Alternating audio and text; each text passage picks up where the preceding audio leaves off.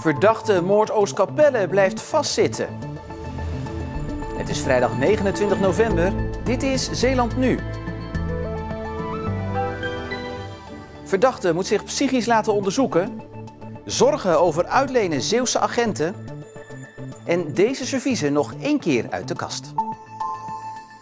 Goedenavond. De man uit Oostkapelle die ervan wordt verdacht zijn buurvrouw te hebben vermoord blijft vastzitten. Dat is vandaag besproken tijdens een tweede inleidende zitting van de rechtbank in Middelburg. De moord afgelopen mei maakte veel los in het appartementencomplex waar zowel de verdachte als het slachtoffer woonden. Diverse bewoners van het appartementencomplex gaven na de moord aan dat er langer zorgen waren over de verdachte. Zo zou hij de andere inwoners van het complex terroriseren en werden er 54 incidenten geregistreerd. Inmiddels is de rust teruggekeerd op het park. De bewoners zijn er nu aan gewend dat de mogelijke dader er niet meer woont. Die veel overlast heeft bezorgd de afgelopen paar jaar. Dus die overlast is er ook niet meer. Dus mensen krijgen wat meer vertrouwen weer in hun leefomgeving. Op 24 mei wordt een 78-jarige bewoonster van Park Zonnehoven bij Oostkapelle zwaargewond gevonden. Ze is neergestoken. Een paar uur later overlijdt ze. De verdachte, die in hetzelfde appartementencomplex woont, wordt een paar dagen na de moord opgepakt en hij zit sindsdien vast. Tijdens een vorige zitting werd bekend dat het DNA van de verdachte aan de binnenkant van de deurklink in het appartement van het slachtoffer is gevonden. De bewoners hopen dat de gemeente woord houdt en dat de verdachte hoe dan ook niet terug kan keren naar het appartementencomplex. Maar ze vrezen het ergste. We hebben toevallig 14 dagen geleden nog een bijeenkomst gehad. En dan heeft de burgemeester wel uitdrukkelijk gezegd, en dat heeft hij al meer gezegd, ook in de media, dat er een noodplan klaar ligt, dat hij niet terug mag komen hier. Dus dat houden we dan natuurlijk, maar de twijfel is er wel. En bij de rechtbank in Middelburg staat verslaggever Niels Schuurbiers. Niels, de verdachte was er in tegenstelling tot de vorige keren wel bij aanwezig dit keer, maar hij blijft ontkennen, hè? Ja, hij blijft ontkennen en daarnaast zijn we te weten gekomen dat er dus extra psychologisch onderzoek naar de verdachte plaats moet vinden. En daarom heeft de rechtbank vandaag besloten dat hij ter observatie naar het Pieterbaancentrum in Utrecht moet. Hij was bij dat deel van de zitting waarbij dat werd besproken. Dat was een besloten deel, dus de belangstellenden hebben hem vandaag weer niet gezien. Oké, de man blijft dus in voorarrest. We hoorden net een beetje de vrees over dat noodplan, hè, dat de man niet terug mag komen naar het appartementencomplex. Bestaat dat noodplan eigenlijk nog steeds? Ja, de gemeente Veren en de burgemeester zeggen dat nog steeds alles in het werk zal worden gesteld om te zorgen dat deze man niet terug kan keren naar het appartementencomplex. En daarmee proberen ze dus de zorgen van de bewoners weg te nemen. Maar ja, die blijven er niet gerust op. Via zijn advocaat liet de verdachte vandaag wel weten dat door het voortdurende voorarrest dat hij in financiële problemen aan het komen is. En dat hij daardoor zijn woning in Oostkapelle misschien wel kwijt gaat raken. Oké, dus los van dat noodplan kan die dus alsnog weggaan. Nu was dit weer een proforma zitting, een inleidende zitting dus. Is al duidelijk wanneer de zaak nou inhoudelijk van start gaat? Nee, dat is nog niet in zicht en dat komt omdat onderzoeken nog steeds niet zijn afgerond. De volgende proforma zitting is gepland voor februari. En ik denk dat we pas in het voorjaar op zijn vroegst inhoudelijk naar deze zaak gaan kijken, als dat al gehaald wordt. Niels Schuurbiers bij de rechtbank, dankjewel.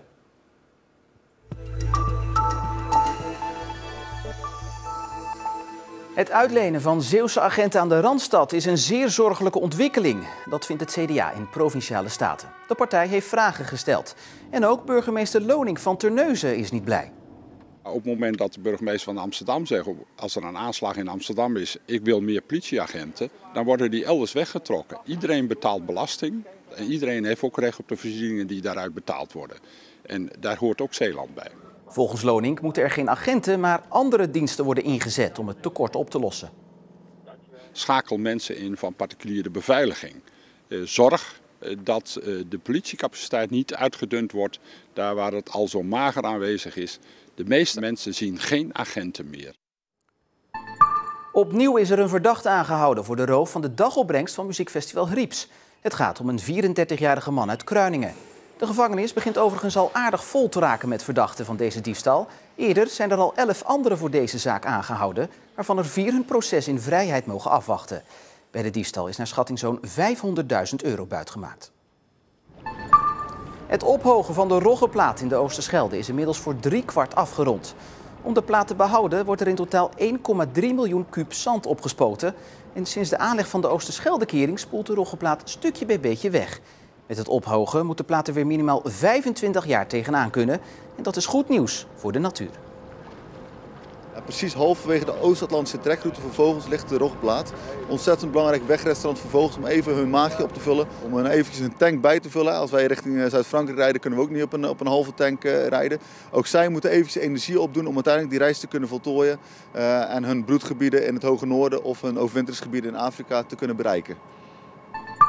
Het is Black Friday, de uit Amerika overgewaaide shoppingdag met hoge kortingen. En dat betekent voor deze postsorteerder in Goes de drukste tijd van het jaar. Deze week worden er 2 keer zoveel pakketten verstuurd als normaal. Het is een ontzettende drukte door je pand.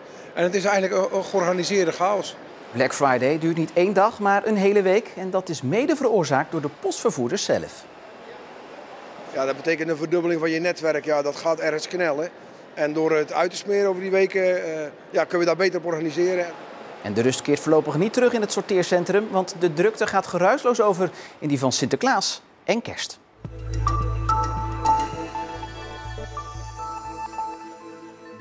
De echte liefhebber van een traditioneel porseleinen servies zal er al licht kennen. Ellen Bil uit Koudekerke. Ze organiseert dit jaar voor de 20ste keer de serviesbeurs. Een jubileum, maar het is gelijk ook de laatste keer.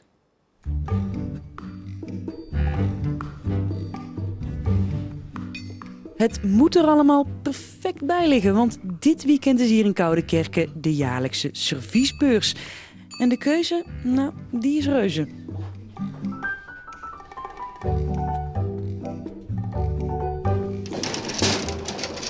Kijk, hier staan we bijvoorbeeld bij de kast met Wedgwood. Loopt dit soort servies nog storm?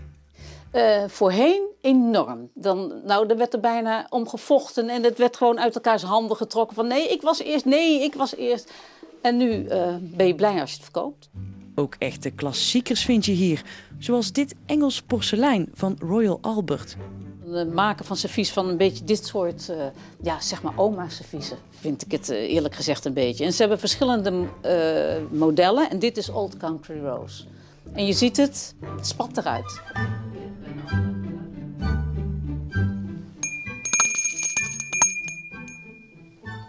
Dat is om de open te roepen. Ja. Of het dienstmeisje. Wat kost het nou vandaag de dag? Zoals dit nu hier staat, bij mij €150. Maar voorheen, nu nog, zo'n kopje als je dat moet kopen in de winkel. Ik denk dat je €30 kwijt bent, misschien wel €35. Ellen weet inmiddels veel over serviezen. De afgelopen 20 jaar vergaarde ze een hoop kennis. Maar toch stopt ze met het organiseren van deze beurs. Met pijn in mijn hart, maar op een gegeven moment houdt het op. De generatie waar ik toe behoor, die willen opruimen. En dat was voorheen de generatie die ook kocht. En de jongere generatie, die zitten vaak op andere dingen te wachten. Niet op dit soort serviezen, helaas. Maar je ziet vaak wel dat oudere dingen toch weer in de mode komen. Ja, maar wat? Ga dat maar eens voorspellen wat er dan weer terugkomt in de mode. Ik kan het niet voorspellen. Maar het zou wel mooi zijn als... Ik zou het prachtig vinden als het allemaal weer terugkomt. Ja hoor.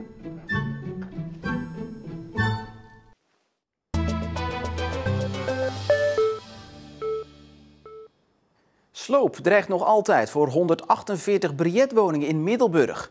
De oude witte huurhuisjes kampen met problemen als vocht, schimmel en zout in de muren. Zelfs nu de gemeente onderzoekt of ze een monumentale status kunnen krijgen, is dat geen garantie dat ze kunnen blijven staan. En dat doet zeer. Niet alleen bij bewoners, maar ook bij de kleindochter van Paul Briet. De witte wijk van Middelburg. Door sommigen ook wel gekscherend de Jeruzalemwijk genoemd, met de typische witte huisjes.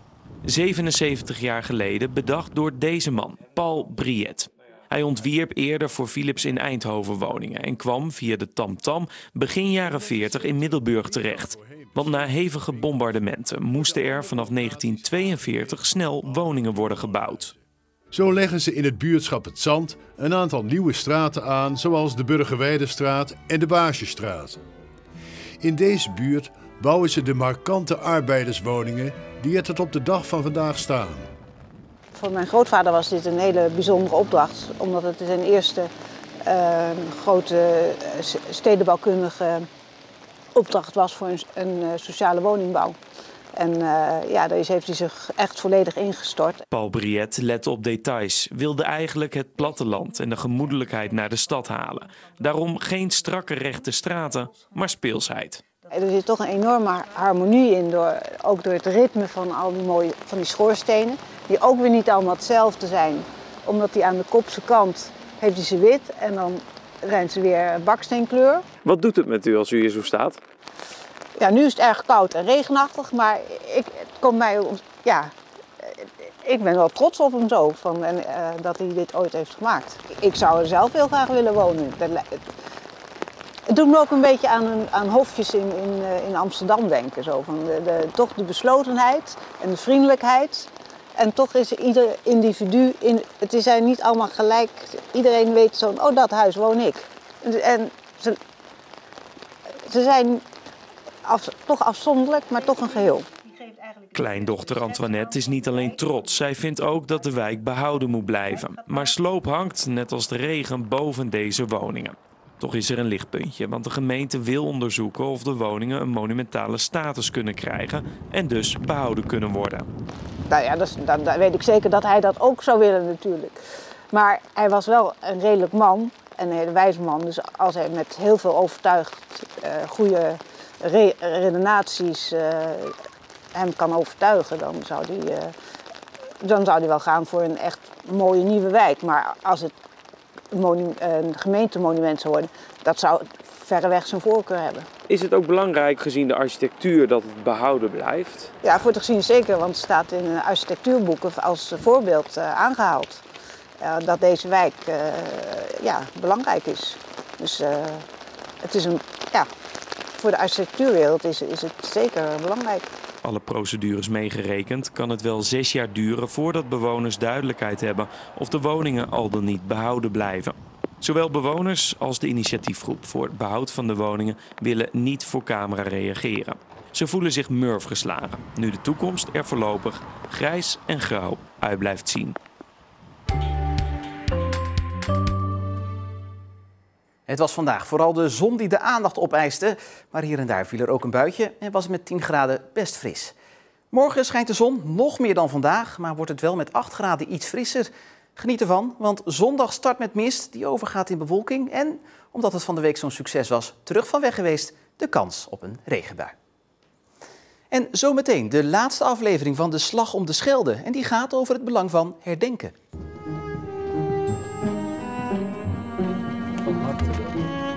Uw verhalen krijgen een bijzondere klank in het museum. En ook... Ja, het is in die zin belangrijk dat ook de jongelui die alleen maar met een telefoontje zitten te spelen, dat die toch wel eens weten van ja, er is heel wat, heeft zich afgespeeld voor jullie vrijheid. En daarna het uitgebreidere weerbericht, voor de laatste keer overigens van de Meteo Group. Want vanaf morgen hebben we weer een eigen weerman. Jules Geeraert uit Goes neemt het weer voor zijn rekening. Van het weekend hoort u alleen nog zijn stem en vanaf maandag kunt u ook zien hoe hij eruit ziet. Fijne avond voor nu en een goed weekend.